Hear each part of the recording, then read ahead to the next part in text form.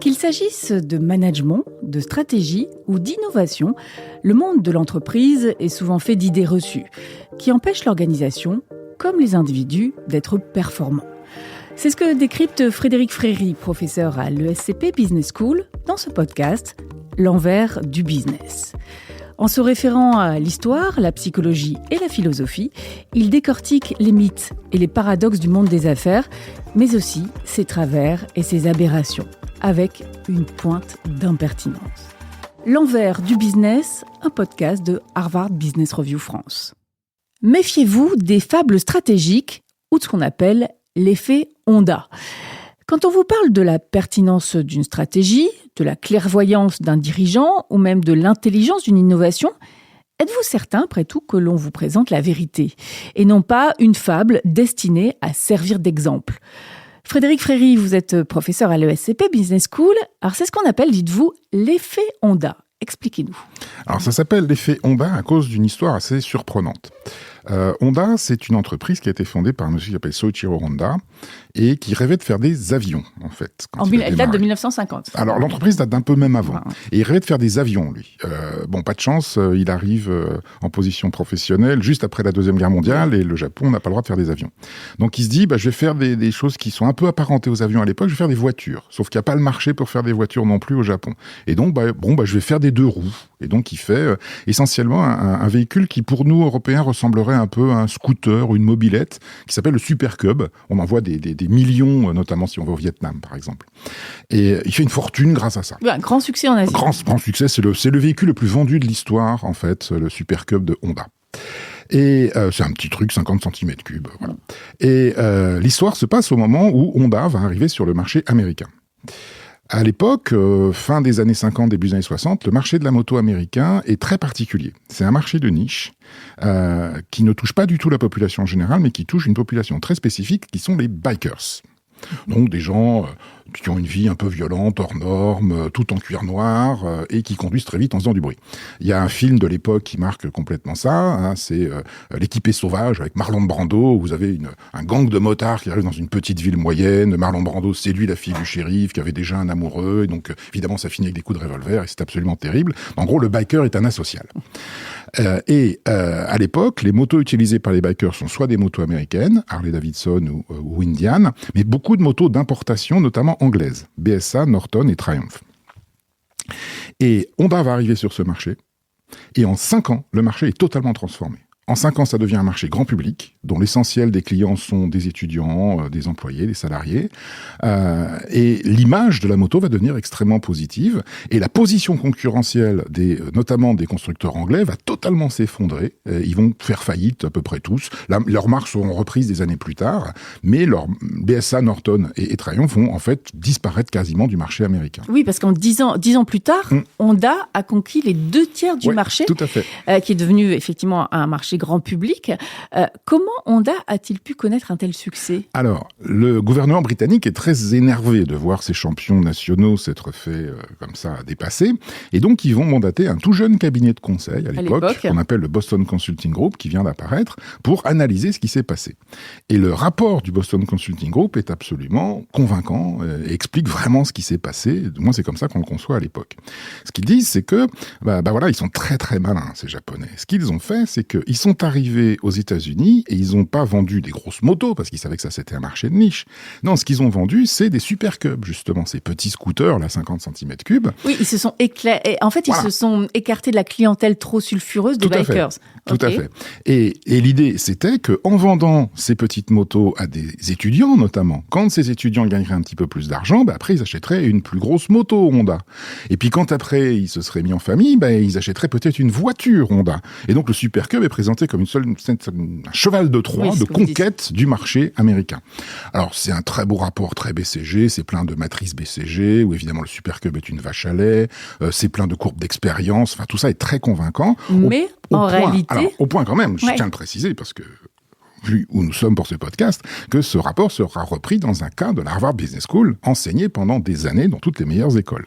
Et ce qui est incroyable, c'est qu'en réalité, c'est faux. Ça n'est pas vrai. Oui, c'est ça. Ce qui est incroyable, c'est que c'est faux. C'est qu'il y a un professeur américain, Richard Pascal, qui, des années plus tard, il enseignait le cas, et puis il s'est dit, tiens, mais moi je connais des gens de Honda, et j'aimerais avoir leur avis là-dessus. Et il a montré le cas aux gens de Honda. Et à la grande stupéfaction de tout le monde, on s'est rendu compte que le BCG n'avait pas interrogé les gens de Honda pour faire le cas. Il l'avait fait à partir de sources secondaires. Et lorsque les gens de Honda ont vu le cas, au départ, ils n'ont pas cru que ça parlait d'eux, puis après, ils ont franchement ri. Ils se sont dit, mais non, c'est pas du tout ça ce qui s'est passé. Ce qui s'est passé, c'est que Soichiro Honda voulait vendre encore plus de Super Cub en Asie. Et à l'époque, il y a un truc qui marchait très bien pour vendre des produits en Asie, c'est dire, ça marche en Amérique. Si on disait ça marche en Amérique, dans ce cas-là, tout le monde voulait en acheter. Et donc, ce qu'il voulait, son rêve, c'était d'avoir la photo d'une star de Hollywood sur une Honda. Le rêve absolu, ça aurait été Marlon Brando sur une Honda, à l'époque. Et donc, il envoie une toute petite équipe, c'est une toute petite filiale, Honda, à USA, qui s'implante à Los Angeles, parce qu'il y a déjà une communauté japonaise importante à Los Angeles. Ils se rendent compte que les distributeurs de motos, à l'époque, ils sont quasiment ouverts que la nuit. Bah oui, c'est un marché de niche et le biker a tendance à vivre la nuit. Donc, les distributeurs sont ouverts la nuit. Et ils arrivent à placer un certain nombre de motos. Alors, évidemment pas du tout des Super Cub. Non, pour ça, ils ont conçu spécifiquement un modèle 350 et 500 cm3, conçu pour les bikers. Et Soichiro Honda, d'ailleurs, avait beaucoup confiance dans le modèle 500 cm3 parce qu'il avait lui-même dessiné le guidon qui avait la forme des sourcils de Bouddha. Pour dire qu'on est assez loin de la courbe d'expérience et de la matrice BCG. Et malheureusement non, parce qu'au départ, ils en vendent. Au départ, il y a effectivement des bikers qui acceptent d'acheter des Honda, des bikers innovants. Et là, la catastrophe va se produire. La catastrophe, c'est que les motos Honda sont pas assez solides, en fait, et que les bikers sont effectivement des gens assez violents. Et toutes les motos Honda cassent les unes après les autres. C'est-à-dire qu'ils étaient arrivés pour se faire une image. Quelques temps plus tard, ils ont une image, mais une image extrêmement négative. Et ça leur coûte beaucoup en réparation, en plus. Très cher en réparation. Évidemment, ils veulent réparer toutes ces motos pour essayer de récupérer l'image. Et ils sont parfois obligés de renvoyer certaines motos au Japon pour les faire réparer. Enfin, ça coûte une fortune. Et finalement, dans la filiale, il n'y a plus que 3 personnes, 3 expatriés, juste 3, qui se partagent un tout petit meublé où il n'y a qu'un seul lit. Donc, c'est avec les 2 autres, ils dorment par terre par roulement. Enfin, c'est vraiment pas à la gloire, quoi. Et vu qu'ils veulent vraiment économiser de l'argent, pour aller faire le tour des revendeurs qui se plaignent des motos qui cassent, ils disent, tiens, le plus simple, ce serait qu'on se déplace avec des Super Cub. Parce que ça coûte pas cher, et on connaît bien. Et voilà nos 3 Japonais qui commencent à se promener dans les rues pas de San Francisco, mais de Los Angeles, en Super Cub. Et c'est là que le miracle se produit. Et le miracle se produit. Il y a des gens qui les arrêtent dans la rue. Alors, pas des bikers, évidemment, mais des salariés, des étudiants, des employés. Un jour, il y a même un acheteur de la chaîne Sears, qui était un petit peu le Monoprix de l'époque, qui les suit en voiture, en klaxonnant, en disant « Je veux vendre votre produit, c'est formidable ». Et donc, tous les 3, le soir, ils se disent « Mais c'est aussi fou que ça puisse paraître, il y a peut-être un marché pour les Super Cub aux États-Unis ». Et donc, ils envoient un message à la maison mère en disant « Mais ça va vous paraître ahurissant, mais et si on essayait de vendre plutôt des Super Cub aux États-Unis ?» Et évidemment, la direction générale refuse, en disant « Mais vous n'êtes pas là pour ça, vous imaginez Marlon Brando sur un Super Cub, ce serait ridicule pour notre image. » Enfin bon, voilà. Et l'intelligence des gens de la filiale, ça va être de dire « Écoutez, on va essayer de garder tout ça discret, mais ce qu'on vous propose, c'est de vendre quand même quelques Super Cub, ne serait-ce que pour financer la réparation des grosses motos. » Et évidemment, là, ça va prendre des proportions gigantesques. Ils vont effectivement vendre énormément de Super Cub. Et le reste de l'histoire est vrai. C'est-à-dire que les gens ensuite vont acheter des motos plus grandes et ensuite vont acheter des voitures. Et c'est ça l'effet Honda. L'effet Honda, c'est post-rationaliser quelque chose qui s'est produit en fait essentiellement par hasard. Oui, c'est une rationalisation a posteriori d'événements qui relèvent du hasard.